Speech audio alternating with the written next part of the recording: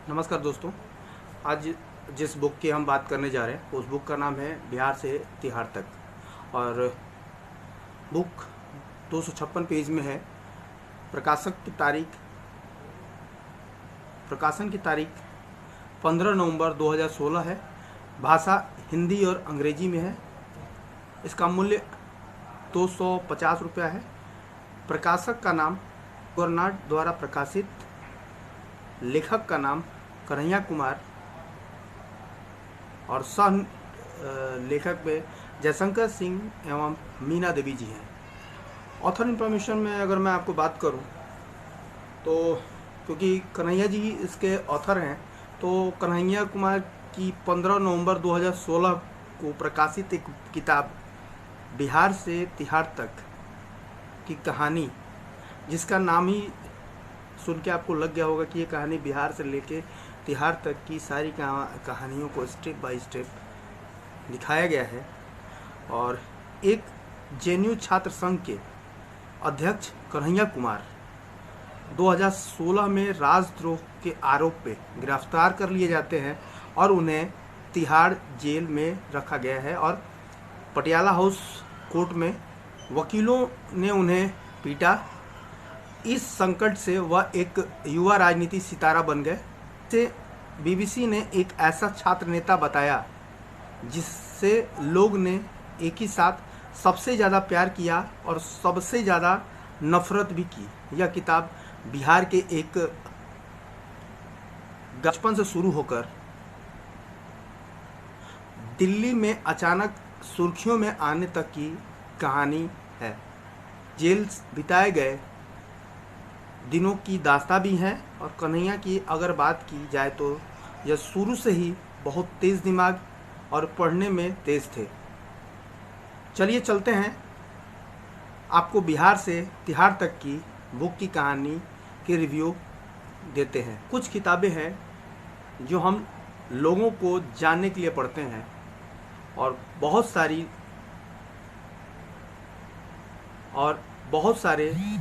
लोगों की कई सुनी बातें एक व्यू पॉइंट बना देती हैं।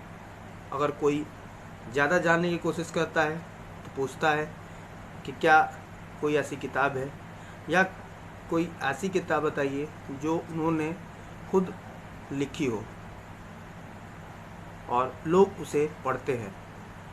क्योंकि क्या होता है कि अक्सर देखा गया है कि जो लोग किताबों में अपने बारे में लिखते हैं उन्हें बोलने को कम मिलता है। कन्हैया कुमार की जो किताब है उसका नाम सुन के ही लग जाता है कि उस किताब की कहानी क्या होगी। जैसे कि उस बुक का नाम ही है बिहार से तिहाड़ तक, और ये पूरा इस किताब को नाम ही सुन के लग जाएगा कि इसकी कहानी बिहार से लेके तिहाड़ तक की जो भी कहानी, जो कन्हैया जी ने जो भी संघर्ष किए होंगे या जो भी चीज़ उन्होंने किया, उन सारी कहानी को स्टेप बाय स्टेप उन्होंने अपनी किताबों में लिखा है। किताब बहुत ही आसान और सरल भाषाओं में लिखी गई है जिसे हम पढ़कर आसानी से समझ सकते हैं। तो चलिए शुरुआत करते हैं इस किताब की कहानी का कि इस किताब में कन्हैया जी ने क्या कहा है। और जैसे कि इस कहानी की शुरुआत होती है उनके गांव बेगूसराय से, और एक बेगूसराय का सामान्य वर्ग का लड़का जब अपने स्कूल जाता है तो अपनी किताबों में उन्होंने ये लिखा है कि जातिवाद, राजनीति और सारी चीज़ों का उन्होंने वर्णन इसमें किया है। और कहते हैं कि हम एक वहाँ के मीडियम स्तर की फैमिली से हम बिलोंग करते थे और हम एक सरकारी स्कूल में पढ़ते थे। और जैसा कि कन्हैया जी शुरू से ही बहुत पढ़ने में अच्छे थे और हमेशा क्लास में अव्वल आते थे, और उसको ईगो कहिए या जो भी, कन्हैया जी को ये लगता था कि हम बहुत पढ़ाई करते हैं, शायद हर चीज़ हम जानते हों। तो एक बार का वो कहानी बताते हैं कि जब वो अपने स्कूल से जब वो घर के लिए वापस आते हैं तो रास्ते में उनके पिताजी के मित्र उनसे पूछते हैं कि ये बताओ 79 और 89 में बड़ा कौन है। वो अपने हिसाब से जो उनको समझ में आता वो बताते हैं और बता के वो घर चले जाते हैं। और जब घर जाने के बाद वो अपने पिताजी से बोलते हैं कि हम पटना जाना चाहते हैं पढ़ने के लिए। उस पर उनकी फैमिली उनको पटना भेजती है पढ़ने के लिए, क्योंकि इनकी आर्थिक स्थिति बहुत अच्छी नहीं थी। तो भी लोग कहीं से पैसे को अरेंज करके वो उनको पटना भेजते हैं। और जब कन्हैया जी पटना पहुंचते हैं तो वहाँ कुछ दिनों बाद जब वो पढ़ाई करते हैं और पढ़ाई करने के बाद उनको मैथमेटिक्स नहीं समझ में आता, तो वो समझ जाते हैं कि शायद गणित मेरे लिए नहीं है, और बाद में वो आर्ट्स ले लेते हैं और फिर बाद में वो आर्ट्स की पढ़ाई करते हैं। और वो एक वाकया भी बताते हैं कि जब उनके साथ उनका एक पार्टनर था, जो उनको टेबल लैंप की कहानी के बारे में वो पूरा बताते हैं कि उनकी टेबल लैंप की क्या कहानी थी, कि अगर उनका जो पार्टनर उनके साथ रहता था और जब जितने देर तक उसको मन करता वो अपनी लाइट्स जला कर रखता, लेकिन जब उनको ज़रूरत पड़ती लाइट जलाने की तो वो हमेशा ऑब्जेक्शन कर देता है कि नहीं यार लाइट जला। तो उनको जब पढ़ाई करना अपना टेबल लैंप के थ्रू ही उनको पढ़ाई करनी पड़ती थी। तो वो अपनी इस टेबल लैंप की कहानी भी बताते हैं और साथ ही साथ वो ये भी कहानी बताते हैं कि जैसे उनके पास पैसे की कुछ कमी होती थी और उनके पास इतना पैसा नहीं हुआ करते थे कि वो पेपर्स मंगा के पढ़ सकें। तो वो पूछते हैं लड़कों से कि कोई भाई ऐसा कोई बताओ जगह जहां हम पेपर्स आता हो हम पढ़ सकें। तब उनके जो साथ के जो फ्रेंड्स होते हैं वो उनको बताते हैं कि एक बगल में ऑफिस है, AISF यानी ऑल इंडिया स्टूडेंट फेडरेशन का एक ऑफिस था, जहां बताते हैं कि आप अगर वहां जाते हो तो वहाँ पेपर्स आते हैं और उस पेपर को आप फ्री ऑफ कास्ट पढ़ सकते हो, जिसका कोई पैसा नहीं लगता है और सारे स्टूडेंट भी जाकर वहाँ पढ़ते हैं। उनको एक संकोच होता है कि पता ना मैं जाऊँगा तो शायद मेरे को पढ़ने को मिले ना मिले, तो इस संकोच से वो तुरंत इमीडिएट तो नहीं जाते, लेकिन बाद में वो जाते हैं और वहाँ पेपर्स पढ़ते हैं। और पेपर पढ़ने के बाद धीरे धीरे वो वहाँ हमेशा आना जाना उनका हो जाता है और वो वहाँ के लोगों के साथ एक घुल मिल जाते हैं और साथ ही साथ वहाँ वो सदस्यता भी ग्रहण कर लेते हैं। और बताते हैं उसी पार्टी की एक मीटिंग के लिए वो जब दिल्ली जाते हैं और उनकी एक मुलाकात वहाँ के प्रोफेसरों के साथ होती है, और जब वो सारी बताते हैं कि इस पार्टी से जुड़ के आपको क्या बेनिफिट्स हैं, तो वो एक पहले ही उम्मीद बना लेते हैं और पूरा मन बना लेते हैं कि अब हमको दिल्ली रहना है। और फिर वो अपना एक वाक़या और भी बताते हैं कि जब पटना से वो जब दिल्ली आते हैं तो उनके साथ स्टेशन पे क्या उनके साथ दिक्कतें होती हैं, फिर स्टेशन से जब वो रूम ढूंढते हैं तो रूम ढूंढने में उनको क्या क्या प्रॉब्लम आती है, फिर वहाँ रूम ढूंढने के साथ जब उनके साथ उनका पार्टनर रहता है तो किस तरह के वो प्रॉब्लम्स को फेस करते हैं, वो सारी चीज़ों को इन्होंने बुक में बताया है। और साथ ही साथ जब वो दिल्ली पहुँचते हैं और दिल्ली जाने के बाद वो अपना एडमिशन JNU में कराते हैं और JNU में एडमिशन कराने के बाद वो पहले साल वहाँ चुनाव लड़ते हैं और किसी कारण से वो चुनाव वहाँ हार जाते हैं। शायद उनको ये लग जाता है कि हमारे में कुछ ऐसी प्रॉब्लम थी जिसके कारण मैं नहीं जीत सका। वो दूसरी बार फिर से वो वहाँ से अध्यक्ष पद के लिए फिर से चुनाव लड़ते हैं और वो करते क्या है कि APBP और BJP को छोड़ के जो भी अदर पार्टियां थीं उन सारे पार्टियों को वो अपने साथ इनवाइट करते हैं और जब इनवाइट करने के बाद वो चुनाव लड़ते हैं तो उस चुनाव को वो जीत जाते हैं। और एक वाकया और वो बताते हैं कि जब उनके यहाँ JNU में एक परंपरा है कि जब भी JNU में कोई अध्यक्ष जीतता है तो वहाँ पे विक्ट्री प्रोसेसन होता है। इस पे कन्हैया जी बोलते हैं कि मैं इस बार विक्ट्री प्रोसेसन ना करा के मैं टी वॉक कराना चाहता हूँ।